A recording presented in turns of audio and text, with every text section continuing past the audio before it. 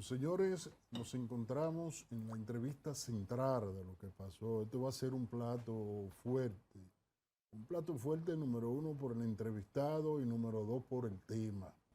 El entrevistado es nada más y nada menos que Janoy Vargas, psicólogo clínico, es presidente del Colegio de Psicólogos y presidente de la Clínica Conductual Volver. Con él estaremos hablando sobre temas de salud mental. Esto en el marco de la conmemoración del Día Mundial de la Salud. Pero además, nuestro invitado está corriendo por la candidatura a diputado nada más y nada menos que por Alianza País en la circunscripción número 1. Janoy, buenos días. Para mí un placer estar compartiendo con ustedes, Roberto, hermano de una gran amiga, y básicamente estamos prestos para responder a esas preguntas, y qué bueno que ustedes son parte de esa población sensibilizada en cuanto a darle apertura a la salud mental, ¿verdad?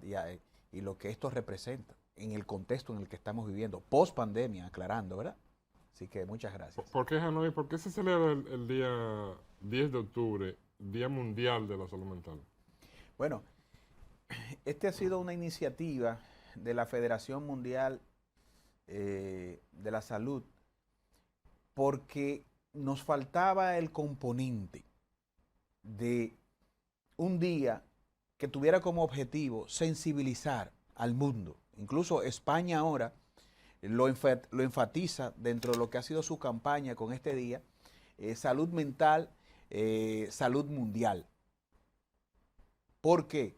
Porque es que nuestro repertorio de comportamiento en todos los órdenes, en el orden familiar, en el orden laboral, en el orden empresarial, como sociedad civil en sentido general, todos nuestros patrones de comportamiento se explican perfectamente relacionadas a la psicología, al funcionamiento del cerebro, y se enmarcan en esa idea de si hay o no salud mental, dependiendo cómo se maneje la persona.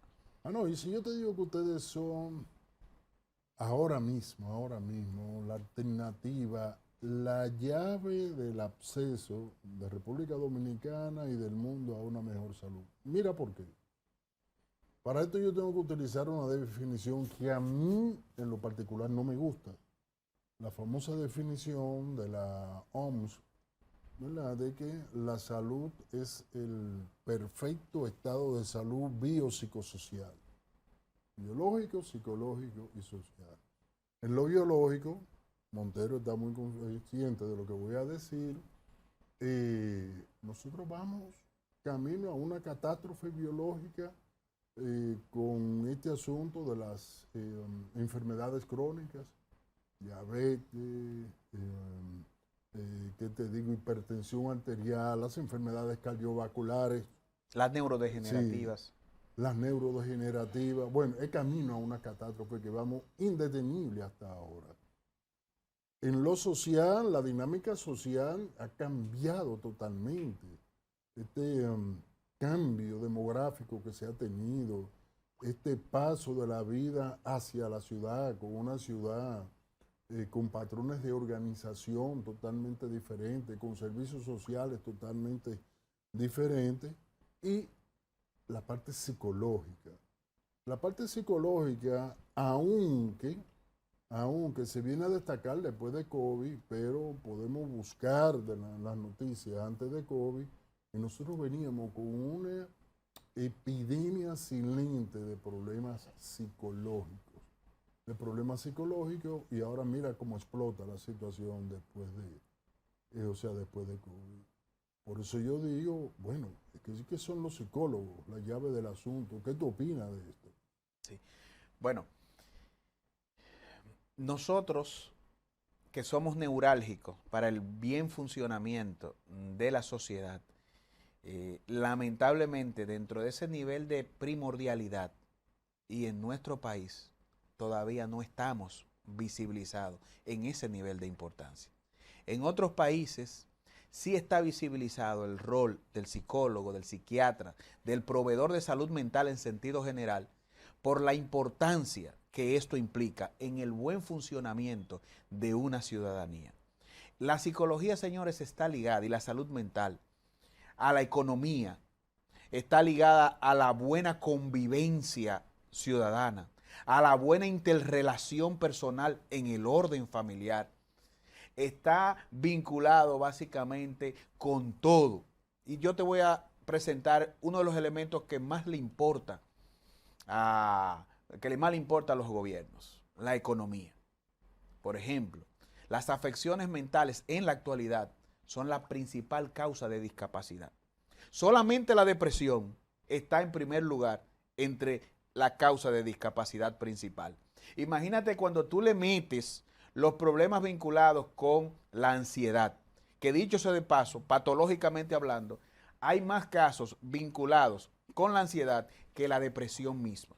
Pero la depresión, por su característica, es causa de discapacidad principal. Es decir, ¿qué más puede hacer una persona al faltarle la vista o al tener un miembro de su cuerpo menos en cuanto a productividad que una persona ensimismada en un cuarto, en depresión, donde le pasan los días y tiene la luz apagada, está, es decir, desmotivado a todo, le crece la barba, renuncia incluso hasta a la idea del aseo personal cuando está en un nivel grave. Y cuando está en una depresión flotante, tú lo ves normal, pero es una persona que su energía mental está batallando internamente con ese conflicto o esa realidad que lo lleva a ese estado. ¿Qué es una persona bajo esa situación? Es una persona que productivamente hablando, tú la vas a ver que no es óptima, que muchas veces terminan, es decir, desvinculándola del trabajo por no visualizarse la importancia de atender esa realidad o esa condición de salud. Se está calculando para el 2030 una pérdida de 6.000 billones de dólares, pero los dólares en español, los billones en español, 12 cifras, no 9, ¿verdad? Entonces, cuando tú calculas eso y oyes las observaciones que se hacen de que el 15% de las afecciones mentales se circunscriben a América y que el 35% de esa pérdida económica se vincula a los países en desarrollo, entonces tú tienes que ubicar a República Dominicana, ¿verdad?, como país de tercer mundo, que agota una cuota importante de esa pérdida económica vinculada con esta realidad. Entonces,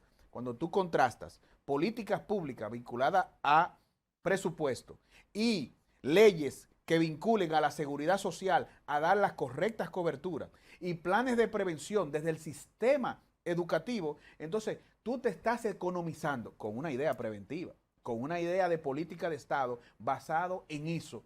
Tú te estás economizando un dinero, pero más que todo, tú estás enfocándote en la salud de esa nación cuyo cerebro ha sido descuidado en el orden de ¿qué?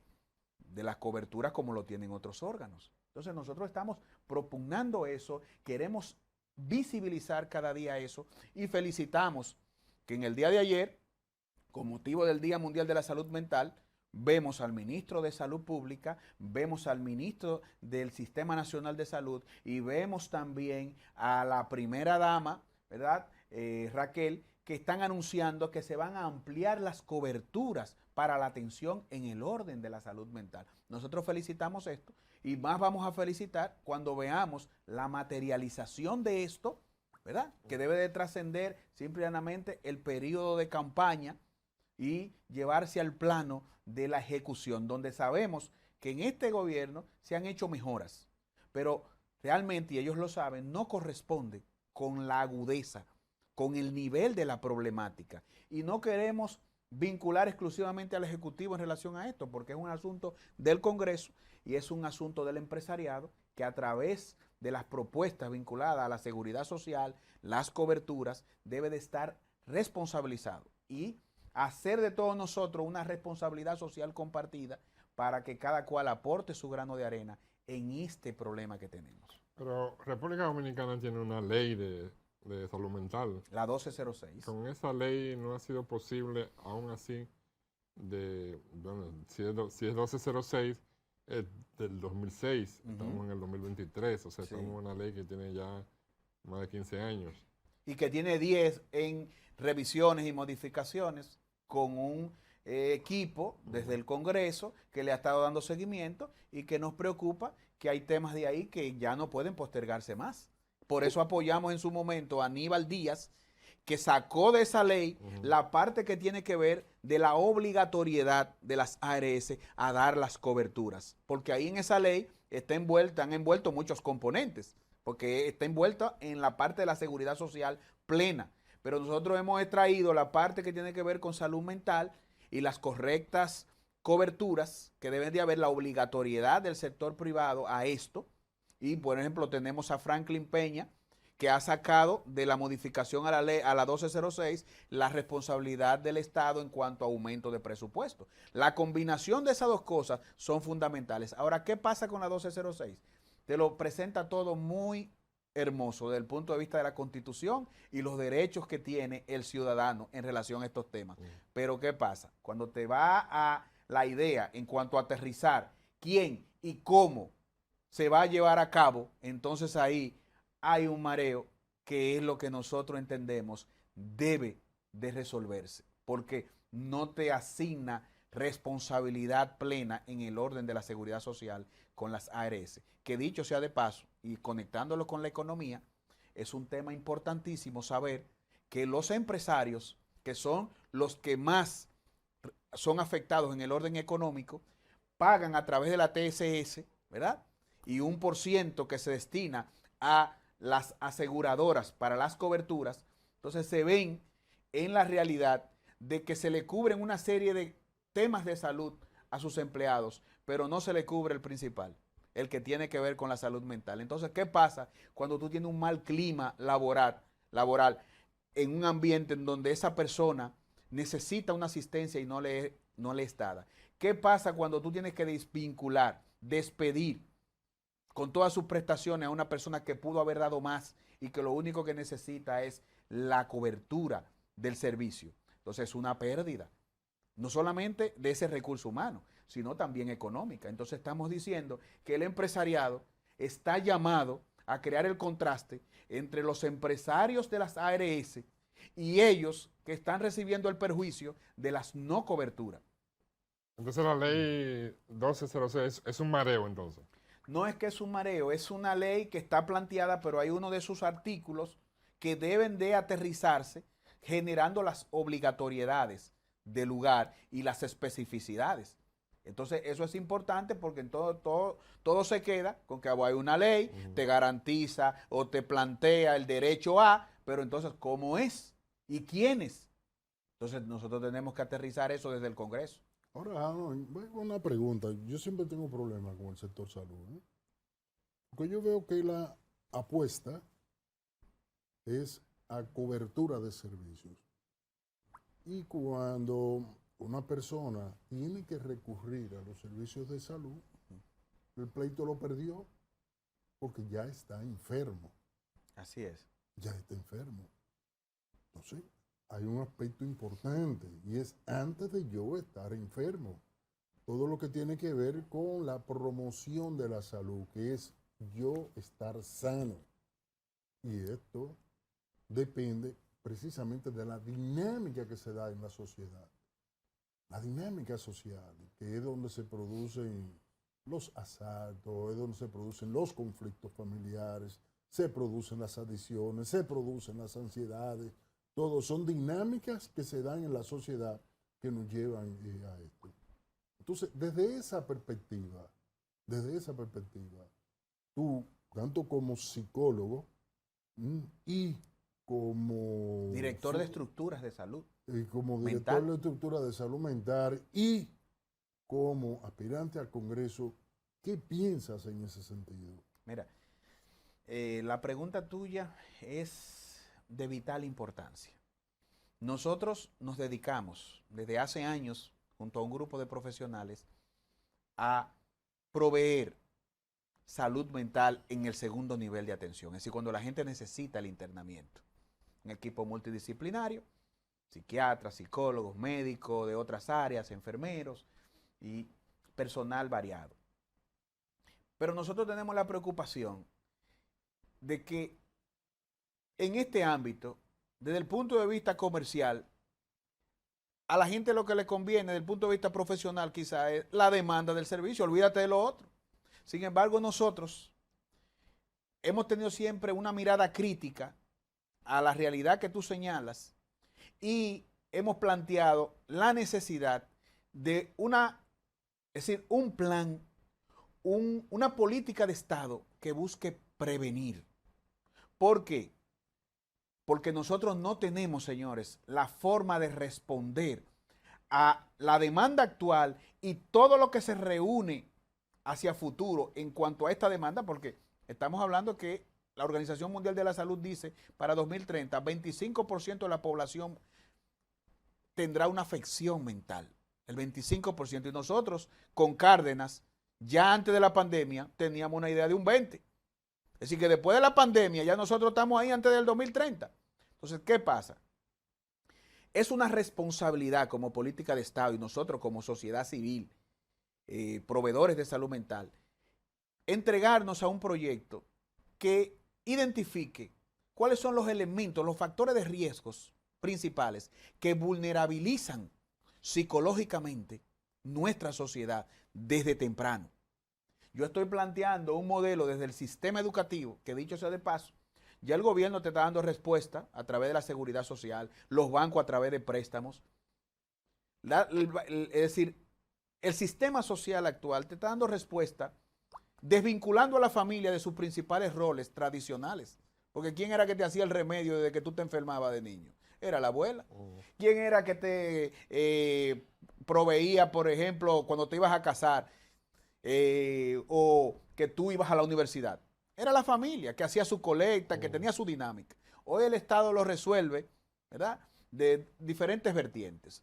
Nos hemos desconectado de ese nivel de compenetración familiar sobre la base, ese apego histórico. Entonces, decimos, si ya eso está pasando y hemos entrado en el negocio de que, bueno, independízate temprano y que el Estado te resuelva, pues también al mismo tiempo nosotros tenemos una responsabilidad como Estado de ir visualizando de qué forma le servimos a la familia, le apoyamos en ese proceso de desarrollo psicosocial del ente. ¿Por qué? Porque nosotros sabemos que la sociedad en algunos aspectos se ha empezado a convertir con la entrada de la tecnología en su auge máximo como lo tenemos, por razones X sociales que cada país lo tiene en particular. Nosotros hemos entrado en una dinámica en donde se generan factores de riesgo que vulnerabilizan temprano a los niños, a los adolescentes. Entonces nosotros debemos de detectar dónde que está eso, qué nos compete a nosotros o qué nos es particular para nosotros entonces crear un sistema dentro del educativo, que eso es un 4% que maneja, es una tanda extendida y en donde hay 8,000 profesionales de la psicología como simples orientadores, cuando deberían de estar básicamente con un papel más activo. ¿En qué sentido? Identificando a estos muchachos que desde temprano tú lo ves con comportamientos que no son adaptados, con patrones de comportamiento que implican violencia, que implican una mente sensualizada, con precoces. Por eso tenemos un embarazo altísimo entre adolescentes que están estudiando y con el uniforme ya están embarazadas. Entonces, tenemos realidades como nación que nos preocupan y que comienzan temprano. Y tú debes de identificarlo en un contexto en donde están juntos y en donde tú puedes llevar a los padres a un nivel de responsabilidad que haga posible que se dé una atención sin estigma, sin discriminación, pero al mismo tiempo temprana. Porque ¿qué tú vas a esperar? Que se desarrolle ese fenómeno y que lo tengamos socialmente como lo tenemos. Eso no es posible. Entonces, tenemos un modelo, una propuesta de modelo preventivo en relación a esto que va a permitir que ese desarrollo que estamos viendo, señores, porque es un desarrollo preocupante, el auge de la mala relación con sustancias psicoactivas, que ya tú lo mencionaste, el auge de las adicciones en sus diferentes manifestaciones, por una población que ignora que a un niño usted no le puede entregar de manera desmedida un dispositivo que le está generando un efecto neurodopaminérgico en el cerebro y que mañana puede representar en cuadros depresivos o en obsesión y compulsión que luego se transfiera a otras cosas. Entonces, necesitamos orientar a esa familia porque lo hace muchas veces ingenuamente, por comodidad. Ese muchacho está molestando, dale eso para que esté tranquilo. Ayudarte a entender por qué en Francia a menores de 15 años y a padres se les prohíbe usar los dispositivos de manera personal. Hanoi, vamos a una pausa. Necesitamos hacer una pausa. Y cuando regresemos, nos gustaría que retomásemos el tema de ese modelo preventivo y comentar qué está pasando en otros países que también tienen problemáticas parecidas a la nuestra y que podemos de repente transportarla hacia aquí, adaptarla y entonces aplicarla. Volvemos.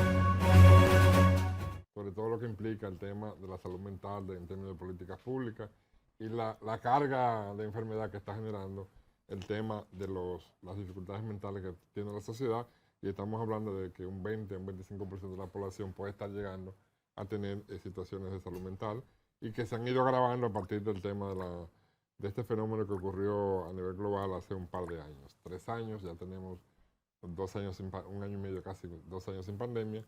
Y tú referías al final, antes de irnos a la pausa, el tema de un modelo preventivo y hacías referencia a algunas acciones, comentabas el tema de Francia, en fin. ¿Cuál sería ese modelo preventivo? ¿Qué cosas principales tendríamos nosotros que como sociedad comenzar a pensar desde el punto de vista de políticas públicas? Cuando hablamos de políticas públicas estamos involucrados todos, la sociedad civil, los colegios profesionales, el Estado Dominicano, el Poder Ejecutivo, el Poder Legislativo, los empresarios. ¿Cuál sería ese modelo preventivo para que no tengamos las situaciones que tenemos hoy relacionadas con salud mental? Bien, mira, yo invitaría primero a un análisis de situación profunda, con profesionales de alto nivel, fuera ya del proselitismo político, gente que ha dedicado su vida a trabajar, a visibilizar este tema y básicamente a ponerse a la disposición para resolverlo, porque esto tiene muchas aristas.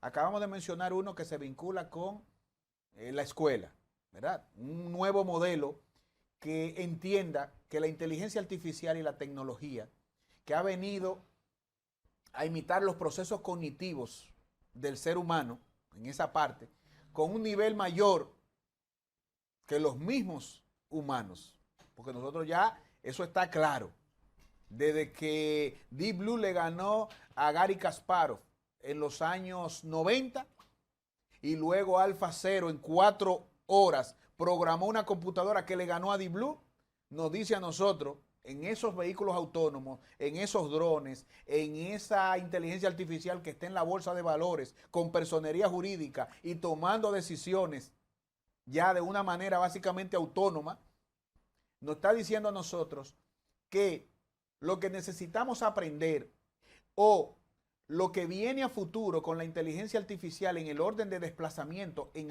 muchas áreas laborales, nos dice a nosotros que el sistema educativo tiene que replantearse y llevarnos a lo que es útil. Y ahora mismo lo más útil es que podamos convivir armónicamente. Que si mañana tenemos apelar a eso que ya se mueve en Europa, que es lo que tiene que ver con el subsidio básico universal, que es esa forma de compensarte económicamente el desplazamiento que puede haber laboral por las grandes empresas que se dedican a la tecnología y sus inventos. Entonces ya se está hablando de eso y se crea la perspectiva de que tú te puedas dedicar más a la familia y que tú puedas hacer cosas básicamente productivas en el orden de la interrelación personal. Entonces, creo que debemos de replantear eso y llevarnos al plano básicamente de, mediante una responsabilidad social compartida, ubicar los diferentes actores que intervienen aquí, como tú mismo lo has señalado, y llevarnos la responsabilidad de trabajar. Por ejemplo, yo te diría, en cuanto a lo que son los factores de protección que contrarrestan los factores de riesgo y favorecen la salud mental, yo te diría aquí que el país, por ejemplo, invierte miles de millones de pesos anualmente en subsidios a ONG que tienen una misión que se vincula a el aporte a la sociedad de alguna manera. Nosotros tenemos iglesias, tenemos clubes deportivos, tenemos ONG dedicados a tantas cosas que lo único que habría que hacer en ese sector, por ejemplo, para decirte, es ponernos de acuerdo mediante un sistema de monitoreo y evaluación que dé como resultado que cada ONG de esa cumpla fidedignamente con su misión y su visión y que honre el recurso económico que se destina para ellas. Ahí tú tendrías clubes deportivos más responsabilizados con llevar el deporte. Tú tendrías iglesias más responsabilizadas con ser factor de protección en el ámbito, no solamente en los temas de ultratumba, sino en los temas terrenales de aquí. Porque ese embarazo precoz hay que buscar una alternativa por ese abuso de sustancias psicoactivas entre los jóvenes. Entonces, la iglesia nosotros tenemos una iglesia demasiado conservadora. Lo que pasa es, tenemos una iglesia que hace su trabajo, pero hay que llevarla, entiendo yo, concientizarla a que paralelamente a los temas de ultratumba, como le decimos, a la eternidad, que eso es el fundamento de su fe, también hay que ver un ente social en el que podemos contribuir para ser factor de protección como entidad social y ayudar, contribuir. Si tú haces eso, yo te diría que hay 1% de la población que sería interceptada antes de que se dé un factor, de esos factores de riesgo, vulnerabilice esa vida. Porque a fin de cuentas, lo que tú ves en el individuo cuando ya es adulto y a veces cuando se necesitan medidas correctivas de otras naturalezas, que a veces son punitivas, tú tienes un espacio de tiempo de interceptar eso para que no se dé.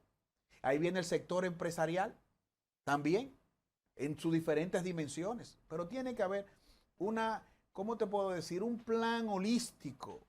Tiene que haber una concienciación, porque a todos nos conviene.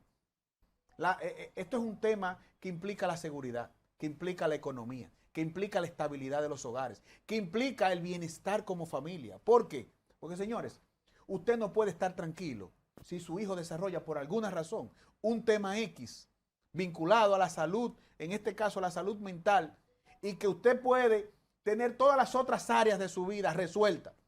Pero si ese tema y con ese nivel de agudeza que se presenta le arrebata ese bienestar, a eso hay que ponerle atención, porque no son 2 ni 3 los hogares que ahora mismo enfrentan realidades que nosotros debimos como sistema ayudar a prevenirlos y en todo caso, si se está dando, a resolverlo.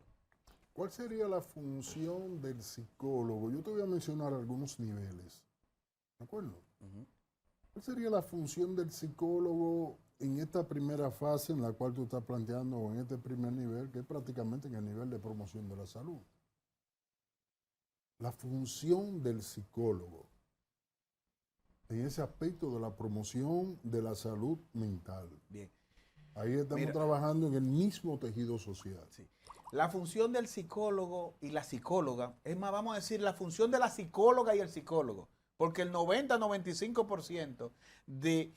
Se ve que tú estás detrás de tu candidato. No. Es que es una realidad. Yo estoy proponiendo Colegio Dominicano de Psicólogas, señores. ¿Por qué? Porque cuantitativamente hablando, son la mayoría. En las aulas tú nos ves 3 o 4 o 5. Pero el presidente es un hombre. ¿Eh? El presidente no, ahora mismo es una mujer. En la anterior fui yo. Muy bien. Bien, en eso somos ¿verdad? Somos equitativos. Somos equitativos. Pero te presento que la función está muy vinculada a la política pública. ¿Por qué? Porque se arma la pandemia. Se necesita asistir a la sociedad. Se nos pide un voluntariado. Lo damos. Pero entonces el sistema no tiene en gran mayoría desempleados. Yeah. O con pocas oportunidades de operatividad. Porque pero tú haces referencia a 8,000 profesionales contratados. No, eso estamos hablando del sistema educativo. Eso es educación. Y 3,000 del sistema de salud. Pero calcúlate que somos más de 110,000 entre los graduados y los que están estudiando, que actualmente los que están estudiando, 58,000, superan a los que históricamente se han graduado. Es decir, que la psicología es una carrera de auge, pero resulta que no tiene, es decir, la visibilidad o no se le ha tomado en cuenta para que juegue su rol, que es lo que tú me preguntas. Pero yo te digo, ¿cuál es el rol? El rol mío, motivarme con un equipo de profesionales a abrir un consultorio o una propuesta de servicio o una propuesta de prevención a la sociedad. Pero ¿qué pasa? Si tú no tienes una política pública que refuerce eso, con cobertura a lo que damos servicios, porque aquí es fácil abrir una propuesta de salud de otras cosas, porque inmediatamente tú te habilitas, tú tienes la cobertura, casi seguro. Y el Colegio Médico Dominicano, por ejemplo, ha trabajado para que sus miembros estén, ¿verdad?, sujetos a los códigos de cobertura. Muy bien, pero cuando tú llegas a la salud mental, ¿qué tú tienes? Muchas personas que quieren trabajar, pero no lo pueden hacer muchas veces porque el sistema no les prepara la incorporación al servicio. Entonces, ¿cómo tú te dedicas a resolverle los problemas a otras personas o ser parte de una solución teniendo los tuyos no resueltos? Entonces, y en el primer nivel de atención, ya yo estoy hablando dentro del sistema de servicios de salud, ¿cuál sería la función de ustedes? Bueno, dentro del primer nivel, que dicho sea de paso, faltan muchos profesionales incorporarlo porque es un tema de presupuesto. Sí. Es decir, existen las unidades de atención primaria, están distribuidas en el país, faltan más, pero no todas pueden tener a los proveedores de salud mental porque básicamente es un asunto de presupuesto. Por eso es que nosotros instamos a que haya un aumento del presupuesto para que más colegas se puedan incorporar a los servicios. El primer nivel es fundamental porque tú tienes que trabajar para que la gente no vaya a ese segundo nivel donde ya se agudiza el tema. Pero el sistema preventivo que me dijiste ahorita todavía más importante para que la gente no tenga que ir ni siquiera al primer nivel. Porque tú vas al primer nivel cuando ya se está manifestando el tema. Y hay que llevarte al segundo nivel cuando tú no encuentras temprano el primer nivel. O cuando tú llegas al primer nivel ya el asunto tiene un nivel de agudeza que no se te puede atender ahí. Pero, ¿qué pasa? Tú tienes un primer nivel, muy bien. Te da la consulta. Pero ¿y la próxima cuándo es? Porque la atención psicológica tiene un orden de sistematicidad. Sí. No es un asunto que te hicieron una prescripción farmacológica y te dijeron ven dentro de 1, 2 o 3 meses. No. La asistencia psicológica implica una sistematicidad, implica el uso de pruebas psicométricas, una inferencia diagnóstica y un plan de asistencia que muchas veces envuelve a otros miembros de la familia. Pero ¿qué pasa si a ti te dicen con una ideación suicida y una depresión grave, venga dentro de 3 meses? Ya se consumó el asunto. Por eso tenemos 2 personas por día que se están suicidando aproximadamente. Pero mira, Roberto, un grave problema que tenemos en el país es el tema Roberto, de las no está enfermedades. Fácil, Roberto está... No, está tirando duro. Roberto, es su naturaleza. Esa es su naturaleza. Jesús María Santísima, me tiene acabado. Ay, yo, ¿por qué tú me hiciste viejo y prieto? Mira, Harold, un grave problema que tenemos los médicos, vamos a decir los médicos, pero no, cuando estoy hablando de médicos, estoy hablando del sector salud, ¿no? Es el apego a tratamiento con las enfermedades crónicas. El apego a tratamiento a hipertensión arterial, apego a tratamiento a diabetes, el apego a tratamiento de las personas que tienen problemas renales, el apego al tratamiento de los obesos viendo la enfermedad como una enfermedad que es factor de riesgo para todas las demás. Ustedes, los psicólogos como tal, pudieran potencializar la corrección de esto y por lo tanto lograr que se puedan obtener mejores resultados.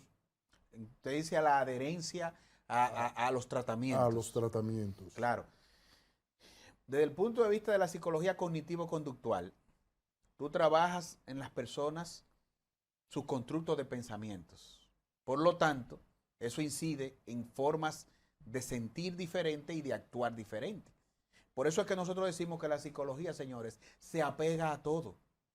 Lo primero que habría que averiguar en esa obesidad mórbida, si esa obsesión y compulsión relacionada con los alimentos se corresponde con una realidad psicológica que me lleva a esa compulsividad, porque es una adicción. Lo que pasa es que no es una sustancia psicoactiva ilegal, pero genera un efecto neurodopaminérgico y básicamente afecta el funcionamiento del cerebro en su correcto orden. Entonces, ¿qué pasa? Lo primero es que podríamos averiguar por qué se está dando. Y luego entonces, si ya es una condición de salud que tú necesitas apegarte, a adherirte a una forma de tratamiento y una manera de ayudar a que las personas correspondan con, porque por ejemplo, alguien que esté en un cuadro depresivo, esa persona está desinteresada por la vida. No es una persona que su motivación es seguir viviendo. Entonces, cuando viene a ver esa no adherencia y esa importarme lo que me pase, tiene que ver con una realidad subjetiva interna, que si usted la trabaja, ya va logrando la adherencia al tratamiento. Y quizás, vamos a decir, o mencionar la parte psicoeducativa, dar a entender cómo se relaciona la disciplina de tú ser adherente, ¿verdad? Como paciente, seguir las prescripciones y lo que va a representar en tu calidad de vida en sentido general. Todo eso desde el punto de vista psicológico se trabaja perfectamente y resulta bastante económico, pero hay que verlo así. Hay que verlo así. Jano, ¿y tú desde el Congreso apoyarías, promoverías, fomentarías un aumento del presupuesto para el sector salud? Claro que sí. Y dentro del sector salud, una mayor partida para lo que tiene que ver con la salud mental, porque ahora estamos hablando del 1.52 del Producto Interno Bruto, que está por debajo de el de educación, al cual no le desmeritamos, pero una población sin salud, señores, una población sin salud no se educa bien. Entonces, ahí diríamos que ese menos del 1% que se dedica a la salud mental aumente, porque dicho sea de paso, ese contraste que hay entre países desarrollados y países de tercer mundo se vincula mucho a la idea de presupuesto vinculado, ¿verdad?, a su vez, a la salud mental. Tú ves, por ejemplo, en Suecia, Finlandia, tú ves 13, 14%. En Estados Unidos tú ves un 7, un 8%. En América Latina tú ves un 2%. Pero en República Dominicana, 2% en media. Sí. Pero cuando tú vienes a República Dominicana, tú bajas de un 1. Entonces, tendríamos que pensar, ¿qué correspondencia hay en cuanto a la atención al cerebro en sus diferentes dimensiones y ser país desarrollado o de tercer mundo? ¿Qué correlación existe con eso? Debe de haberla, porque ese es el órgano que dirige todo. No quiero que termine esto sin hacerte una pequeña pregunta.